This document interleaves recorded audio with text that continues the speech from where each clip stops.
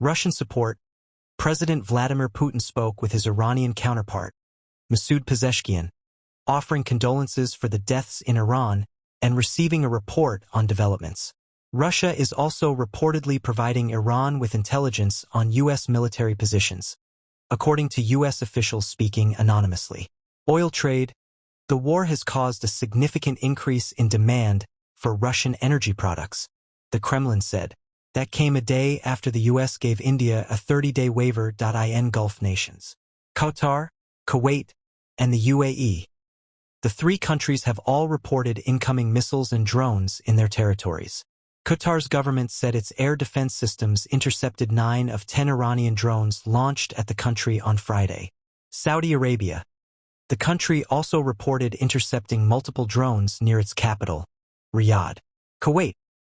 It has begun cutting production at some oil fields after running out of room to store its bottled-up crude, the Wall Street Journal reported, quoting sources familiar with the matter. United Kingdom military support.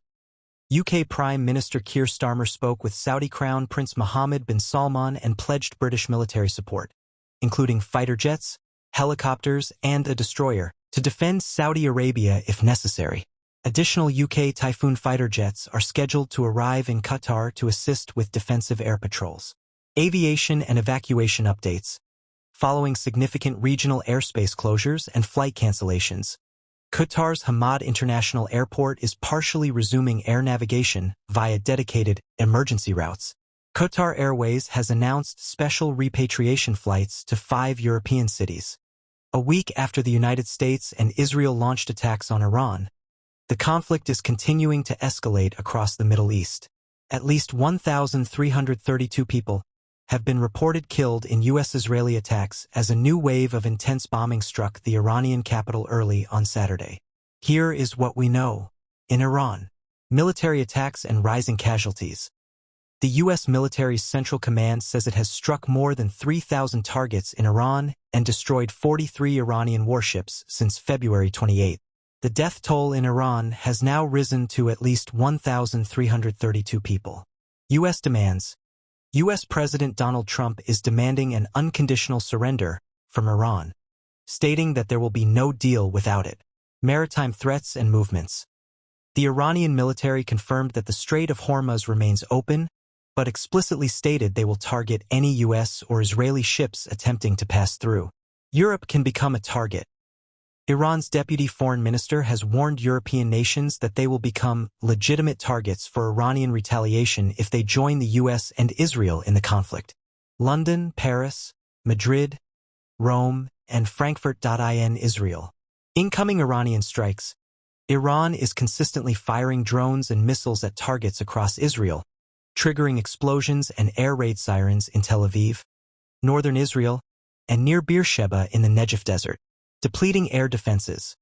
According to analysts, Iran's apparent strategy with these sustained attacks is to stretch Israel's air defense systems, keep the country off balance, and deplete its supply of missile interceptors. Accusations at the UN. Iran's ambassador to the United Nations, Amir Saeed Iravani, has accused Israel and the U.S. of recognizing no red line and committing war crimes and crimes against humanity. Hezbollah retaliation.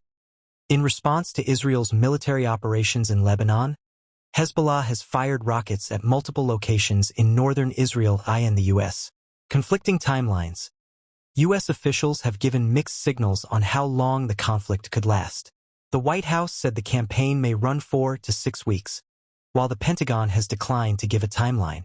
Military scale. Trump said defense manufacturers will quadruple weapons production to sustain the campaign.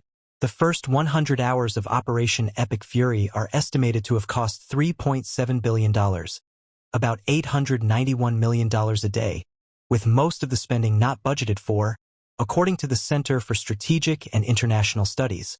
Size. Strategic deployments. The U.S. is reinforcing its strike capabilities, with a B-1 bomber arriving at a UK airbase after the UK allowed the U.S. to use its bases for defensive operations in Lebanon, Iraq. Hezbollah clashes with Israeli troops in the Bekaa Valley in eastern Lebanon. Hezbollah confirms its fighters were involved, saying in a statement that its forces observed the infiltration of 4 Israeli enemy army helicopters from the Syrian direction. Israeli attacks and casualties. Israeli jets bomb towns in southern and eastern Lebanon. Lebanon's Ministry of Public Health says 217 people have been killed since the attacks began. Displacement crisis. Growing numbers of residents have fled areas including Tyre and Beirut's southern suburb of Dahia. Schools in Beirut are now being used as shelters. Diplomatic response. Lebanese President Joseph Aoun called on allies to help stop the attacks. France's President Emmanuel Macron expressed support in a call with Aoun. Drone attack in Iraqi Kurdistan region. A drone hit the Erbil Arjan by Rat-Anna Hotel after a U.S. embassy warning that Iran-aligned groups could attack hotels used by foreigners. What has happened since the war began on February 28? 1 week since the start of war. The U.S.-Israeli military campaign against Iran entered its 7th day on Friday, marking a week after the initial attacks began last Saturday at 6:27 Greenwich Mean Time. Mounting casualties. At least 1,332 civilians have been killed in Iran over the past week, with schools, hospitals, and other infrastructure reportedly hit. More than 200 people have been killed in Lebanon. 11 have been killed in Israel, and 6 U.S. servicemen have also died. Hezbollah joins. Hezbollah entered the conflict on March 2nd, firing on northern Israel and prompting Israel to expand strikes into Lebanon. Humanitarian crisis. The UN estimates that at least 330,000 people have been forcibly displaced across the Middle East due to the escalating violence. Europe drawn in. Countries including the UK, France and Spain have agreed to provide military support to protect the interests of their allies. Energy shock. Oil prices have surged amid major disruptions to shipping in the Strait of Hormuz, a vital choke point that carries about 20% of the world's oil supply. Regional escalation. Iran has launched waves of missiles and drones across the Gulf, targeting countries that host U.S. military bases, including Bahrain, Kuwait, Qatar, Saudi Arabia, and the UAE. Domestic U.S. support.